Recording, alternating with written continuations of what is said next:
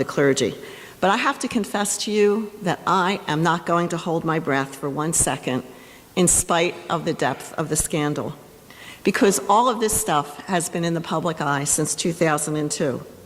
I joked to a friend recently that I would actually eat my nurse's license on YouTube and face it on Facebook if any of the bishops resigned or if Pope Francis called for any of the bishops to resign. So if that happens, you can look me up on Facebook.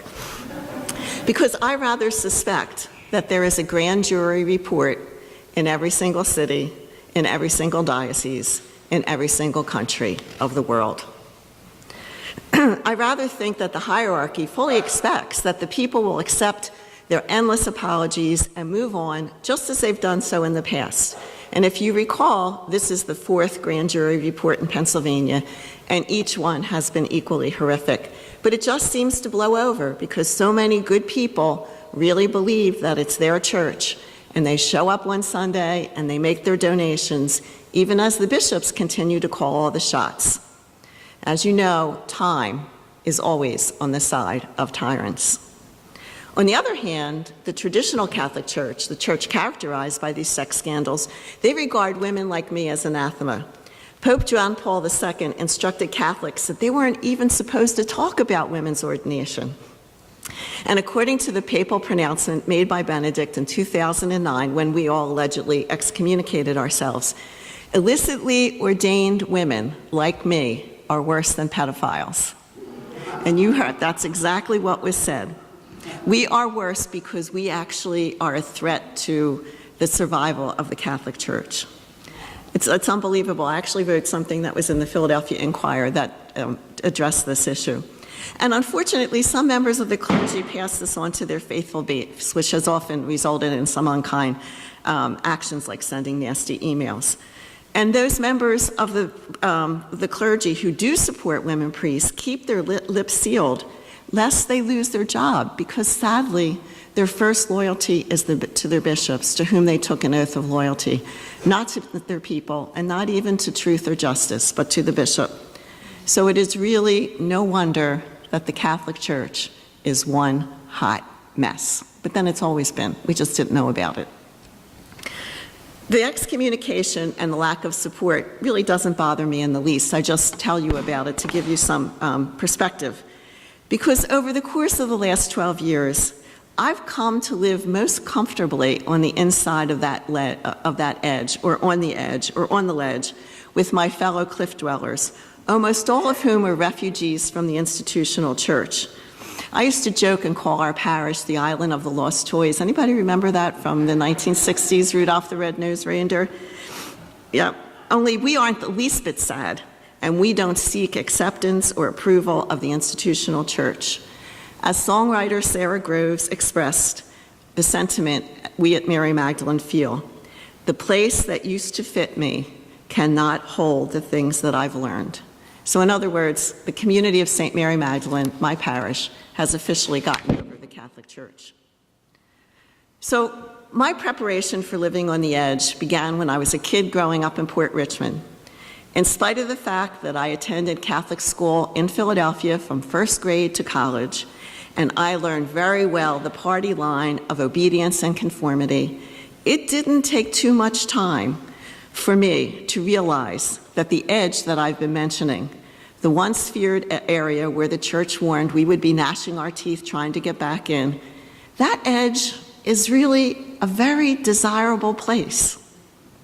And it's filled with all sorts of really good ideas that make a whole lot of sense, more sense than the parochial vision I was expected to conform my conscience to. And in addition, there's a whole lot of room out there on the edge.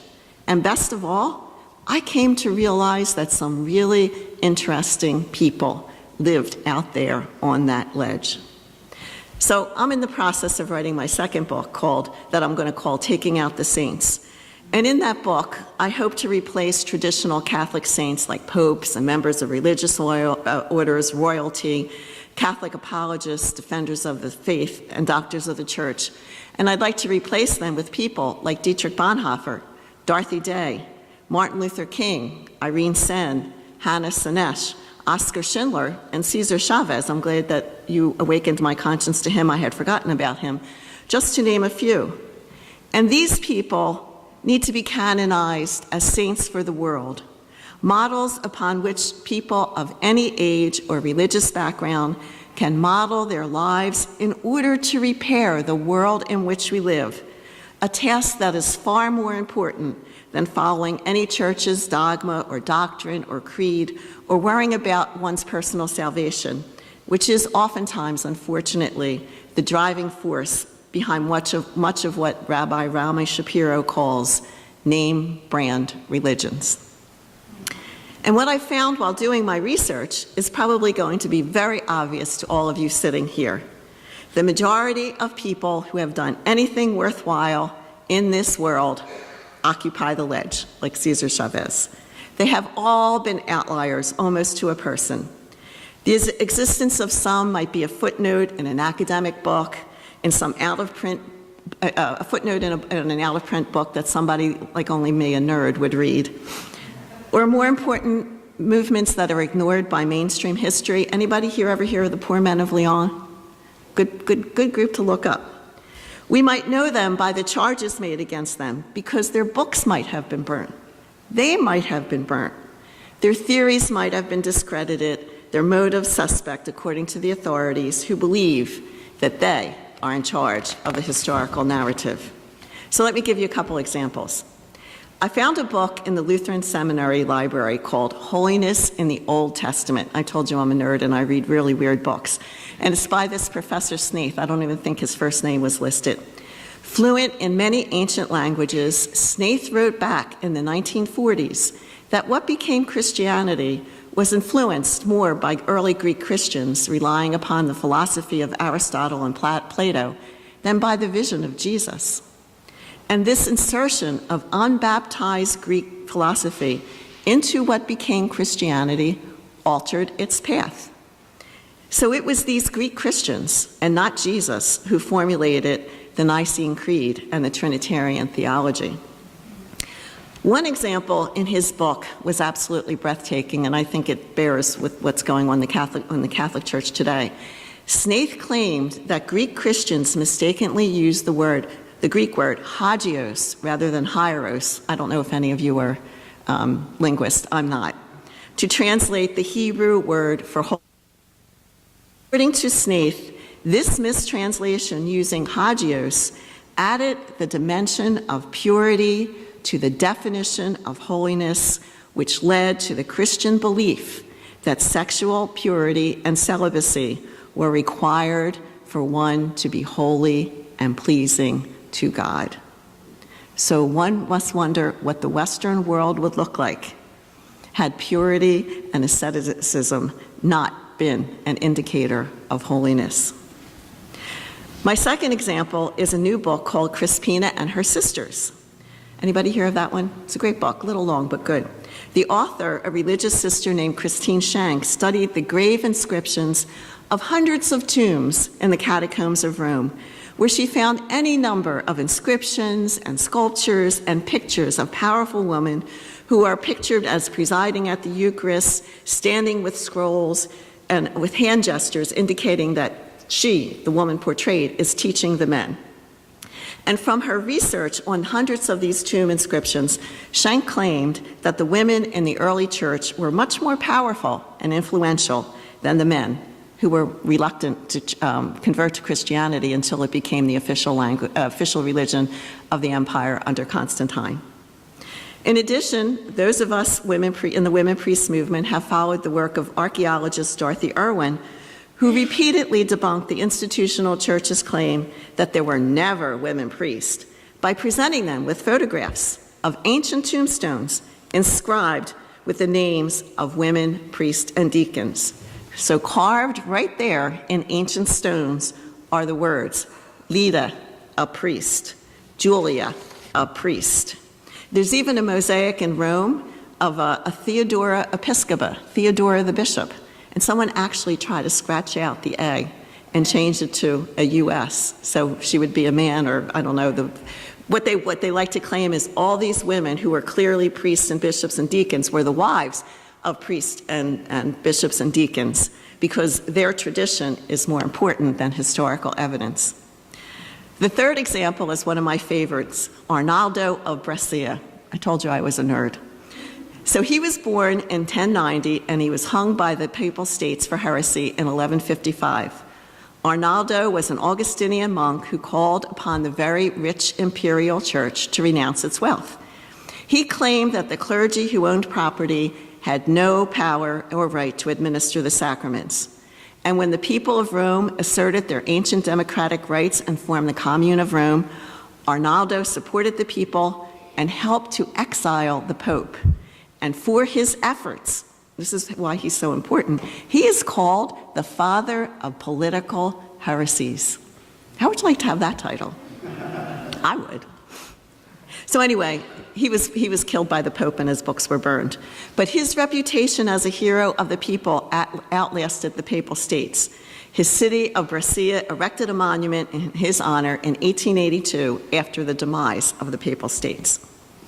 So these three examples I provided point to three possible historical outcomes that, if implemented at the time, actually might have altered the course of history.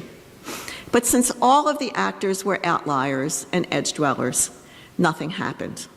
What theologian Walter Wink called the powers smothered them over with layers of the status quo. And so it took centuries for their ideas to work themselves up and into modern consciousness. But eventually, their ideas did become more prevalent, and we and the world are better because of that. So, since I'm an outlier, I can confess openly to you, I'm making my confession, that I don't believe that all things happen in what traditional Christians might call God's good time. I don't believe that God, as Tolstoy said, God sees the truth but waits, because that would make God into a monster who plays favorites. So why now are these things happening? Why now are all these ideas bubbling up and changing the way a lot of people think and believe? Why now does it seem that people are examining once beloved institutions and finding them wanting, even as the powers continue to defend them in spite of unimaginable hypocrisy? I think that sometimes staid and sober and once life-giving institutions lose their power of attraction and their meaning, and they either die or they are transformed into something different by forces both within and without. This has happened, as you all know, many times in the past. We seem to be in a time like that now. We appear to be watching the dissolution of organized mainstream religion. And as these once beloved institutions lay dying, they have lessons to teach us. Those of us, like all of us here, who have found community in a religious organization, we know how important the sense of community is and what a joy it is to be with our sisters and brothers. And some of us who have found community in religious organizations might also know how the conformity imposed upon members insulates them from the world, dividing the world into us and them. Some of us in the past might have known how easy it is to place our hearts and minds and souls in the hands of a leader who we are told is ordained by God to lead us and save us, and how obedience and loyalty rather than compassion and love are the cardinal virtues. Some of us know what happens when you speak truth to power. All this being said, the comforting thought for me is that in every age seems to go through some tipping point where some aspect of politics or culture or economics or social theory bites the dust, sometimes individually, sometimes in pairs, rarely all at once. And I believe that this happens because the outliers are always out there presenting alternative views, not alternative facts, mind you, alternative views, that roil the surface of the status quo and upset the powers, who then use every means at their disposal to rein them in. These countless men and women throughout the ages who have taken a walk on the wild side have often faced the loss of life, property, security, lifelong friendships, and membership in family and religious communities, when they raised their lone arms, like Cesar Chavez, and said, "Excuse me, domination power, but you are wrong." Great prophets like Jesus, the Buddha, and Isaiah have warned that the disturbers of corporate peace will always face persecution. In fact, some institutions like the Catholic Church hunts down dissenters like dogs, even as they have ignored the crimes committed by those who are outwardly obedient.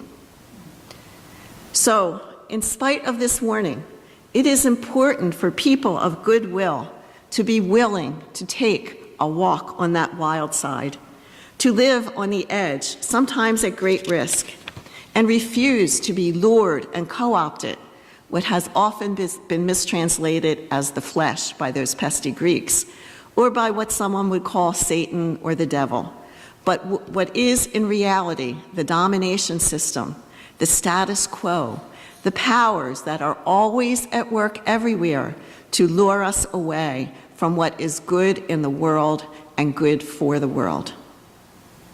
And so, my sisters and brothers, since I am a Christian, I have to believe in the good news of the gospel. And I also believe in the good news of everything that I just said, in spite of some of the less than desirable aspects. According to theologian Walter Wink, who is really worth reading if you ever get a chance, the powers, that is, the churches, the governments, whatever you want to call it, all of those powers, unbelievably, are good, as difficult as that is to believe.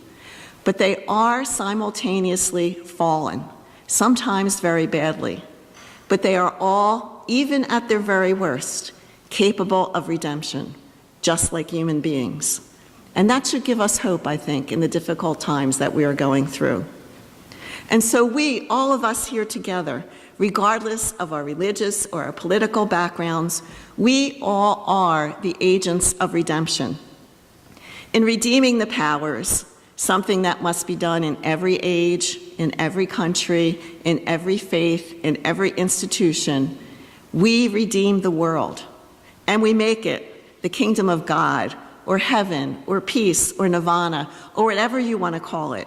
But that is a place where the lamb really can lie down with the lion, where swords really are beaten into plowshares, and humanity really does not make war anymore, because it has finally come to understand that we are indeed one body of humanity, and whatever we do to one another, we do to ourselves and to the world that sustains us.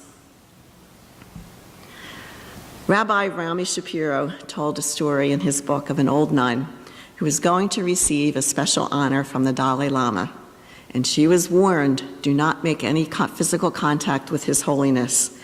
And when he gave her the stole, she reached up and she pinched both of his cheeks, and she said, "You are my baby brother." The Dalai Lama laughed while everyone else gasped in horror. Shapiro labeled this old nun a holy rascal. My sisters and brothers, be holy rascals. Climb out onto that ledge. The world needs you.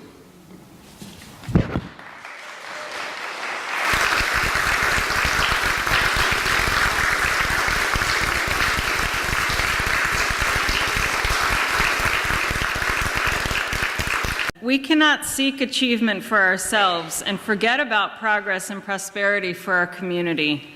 Our ambitions must be broad enough to include the aspirations and needs of others, for their sakes and for our own.